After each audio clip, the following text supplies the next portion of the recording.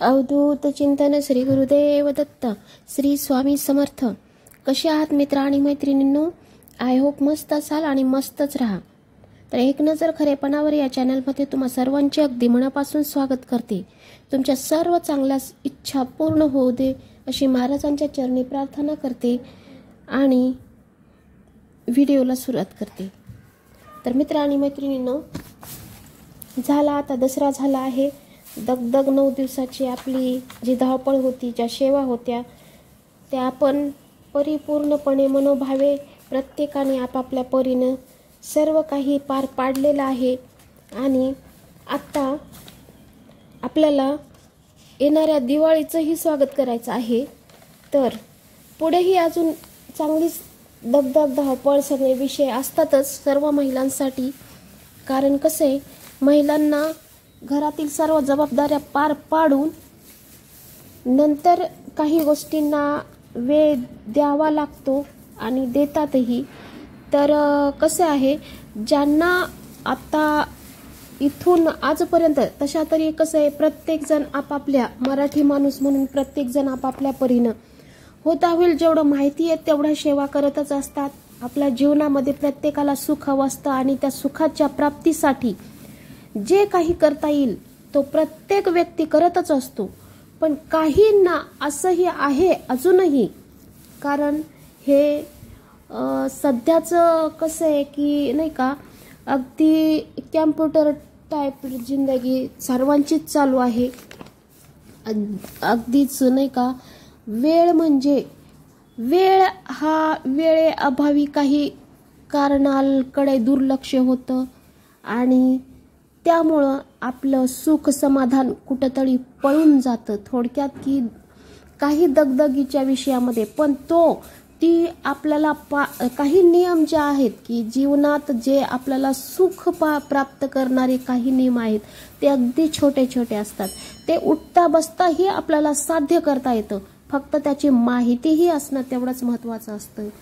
आणि काहींना ते माहिती नसेल, समजा नाही असं म्हणत नाहीये की मी नाही का, जे ओल्ड आहेत त्यांना ह्या नक्कीच आणि ते पाळतात, अजूनही पाळतात. आपले आजी आजोबा पणजोबा ह्या गोष्टी सर्व नियमबद्ध पद्धतीने पाळतात. थोडक्यात सांगायचंच म्हटलं तर तुम्हाला सांगते की आपले आजोबा असू देत, आपले पणजोबा असू दे, जेवण करता वेळी जेव्हा आपण जेवण करत असतो किंवा सार्वजनिक ठिकाणी जिथं आपला सप्ताह उभा राहिलेला असतो, जिथं पंगती बसलेल्या असतात, त्या पंगतीमध्ये सर्वांना जेवण वाढल्या जातं.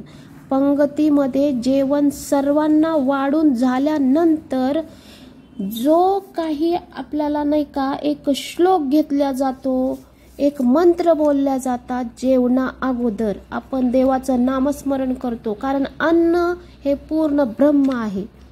अन्न काय आहे तर पूर्ण ब्रह्म आहे.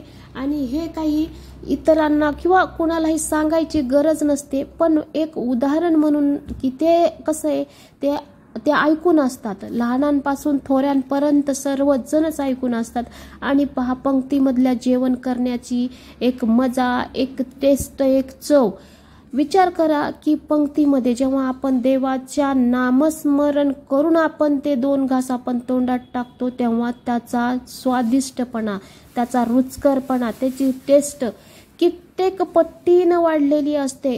स्वयंपाक तर अवाढ म्हणजे किती, आता पंगत म्हणल्यानंतर काय 4 माणसापुरताचा स्वयंपाक नसतो, असंख्य लोकांचा स्वयंपाक केलेला असतो. पण तरीही तिथं त्या जेवणाची जी लज्जत असते, जी टेस्ट असते, ती आपल्या घरातले 17ची 7 मसाले टाकू द्यात, पण ती चव येत नाही, तो रुचकरपणा येत नाही, तो टेस्ट येत नाही. का तर आपण काही वेळेला घरामध्ये स्वयंपाक करत असताना, घरातील स्वयंपाक पार पडत असताना किंवा आपण जेवण करत असताना आपण ते असा विषय करत नाहीयेत की आपण ते जेवण त्या देवाचं नावच घेऊन किंवा कुठल्या एखाद्या प्राणी असू द्या. आता थोडक्यात दरवाजात कुत्रा असेल, घरात पाळीव प्राणी असेल, कुठला गाय म्हैस असेल, या सर्वांचा आशीर्वाद घेतला पाहिजे. आपण जे खातो त्यातलं कमीत कमी एक घास तरी आपण काढून देऊ शकतो आणि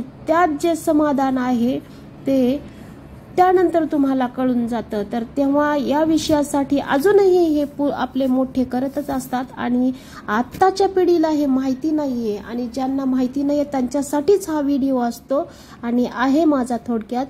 किंवा या दगदगीच्या विषयामध्ये जेव्हा कुणाचं आत्ता मोठेही असून सुद्धा दुर्लक्ष होत आहे तर अशांनी या नियमाचं पालन करून पहा. तुमच्या आयुष्यात तुमच्या आत्ताच्या जीवनामध्ये सुख आणि समाधान कशाला म्हणतात यावरनच तुम्हाला कळून जाईल की ह्या तुम्ही काही आहेत गोष्टी त्या पाळत चाला आणि नंतर पहा की तुमच्या जेवणात जी तुम्ही आज चटणी भाकरी असू दे ताटात घेतलेली पण त्याला तुम्ही एक नाही का असं नाही का जिभेवर तुमच्या असा अक्षरशः रेंगाळेल एवढं समाधानाने तुम्ही खाल त्याला चव लागेल, टेस्ट लागेल. तर अशाच काही गोष्टी आहेत की तुम्ही जेवणाच्या बाबतीत मी तर सांगितलंच आहे. शिवाय तुम्हाला हे सांगते की आता थोडक्यात व्हिडिओ तर फार मोठा होणार आहे पण मला नाही का आता सांगायचंच झालं तर अशा काही गोष्टी आहेत जसं की आता तुम्हाला सांगितलंच आहे की जेवतावेळी काय म्हणायचं की वदने कमळ घेता नाम घ्या श्री हरीचे, सहज होत होते नाम घेता फुकांचे, जीवन करी जेवे अन्नपूर्ण ब्रह्म, उदर भरण नव्हे जाणीये जे कर्म.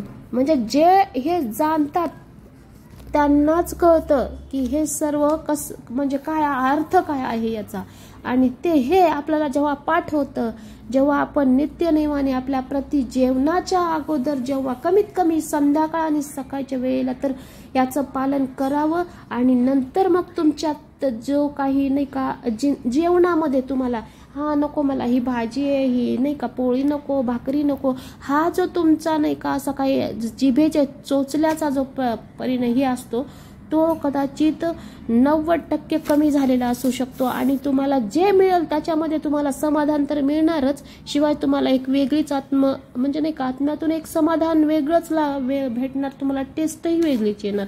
अशा पद्धतीचा हा विषय आहे.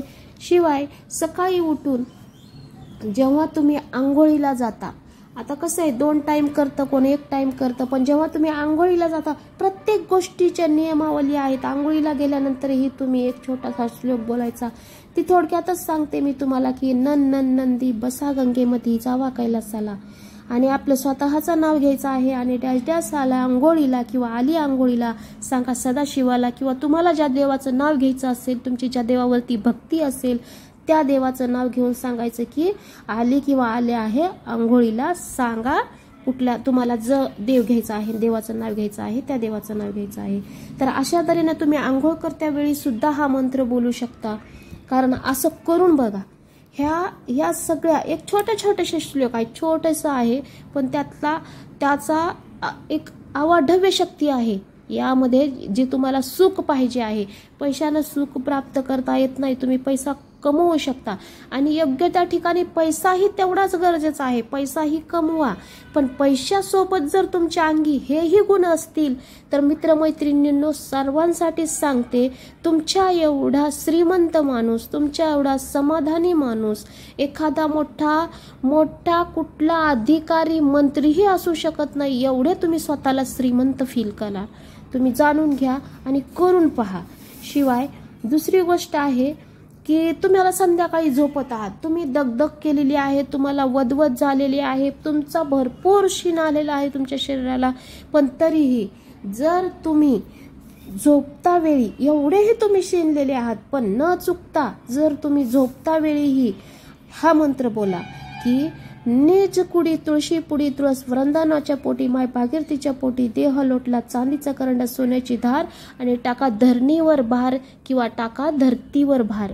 अशा पद्धतीचा हा छोटासा श्लोक आहे आणि हे अगदी छोटे आहेत पण हे छोटे श्लोक जरी तुम्ही अंमलात आणले तुम्ही अंघोळ करते वेळी हा श्लोक छोटासा बोलू शकता तेव्हाचा तुमचा फ्रेशनेस पहा. जेव्हा तुम्हाला झोपायचंय तेव्हा तुम्ही पूर्णपणे दिवसाचा शीण तुमचा थकवा अगदी नाहीसा होईल. तुम्ही आत्ता जी बोलते मी नीच कुडी तुळशी पुडी तुळस वृंदावनाच्या पोटी माय भागीरथीच्या पोटी नीच कुडी तुळशी पुडी तुळस वृंदावनाच्या पोटी माय भागीरथीच्या पोटी देह लोटला, चांदीचा करंडात सोन्याची धार टाका, धरणीवर भार किंवा धरतीवर भार. धरणी म्हणा किंवा धरती म्हणा, अशा पद्धतीनं हेही मंत्र बोला.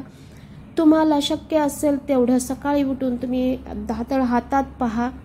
तळ हातात पाहूनही बनतं. तुम्ही उठता वेळी बसता वेळी तुम्हाला जेवढं शक्य असेल तेवढं, तुम्हाला जे शक्य आहे आणि जे रूल्स आहेत ते पाळलेत तर तुमच्या सुखाला, तुमच्या सर्वच्या म्हणजे नाही का एक वेगळीच कलांडणी भेटू शकते. असा विषय आहे की हे मोठे करायचे. आता थोडक्यात मलाही माझ्या आजीनं शिकवलेलं आहे आणि खरंच सांगते, जेव्हा काही वेळेला थोडक्यात काही वेळेला जर समजा विसर पडला तर त्या आंघोळीला अर्थ नाही वाटत. काही वेळेला आंघोळीला अर्थ वाटत नाहीये. जेवणालाही जेव्हा कधी कुठं तरी असं मिस होतं, मिस तर करतच नाहीयेत, मी तर नाही करत मिस. आणि मी काही म्हणजे घरातल्या थोडक्या लोकांना म्हणजे नाही का, आता ही सवय झालेली आहे, आमच्या घरात तर सवय झालेली आहे. या सवयी तुम्हीही पाडून पहा, नक्कीच तुम्हाला हे अगदीच व्यवस्थित वाटेल, सगळ्या परीनं व्यवस्थित वाटेल. आणि ते तुम्ही स्वतः अंमलात आणल्याशिवाय त्याचा तुम्हाला ते लक्षात पण येणार नाही. तर करून पहा. आणि मिळालेली माहिती कशी वाटली ते कमेंट करून सांगा.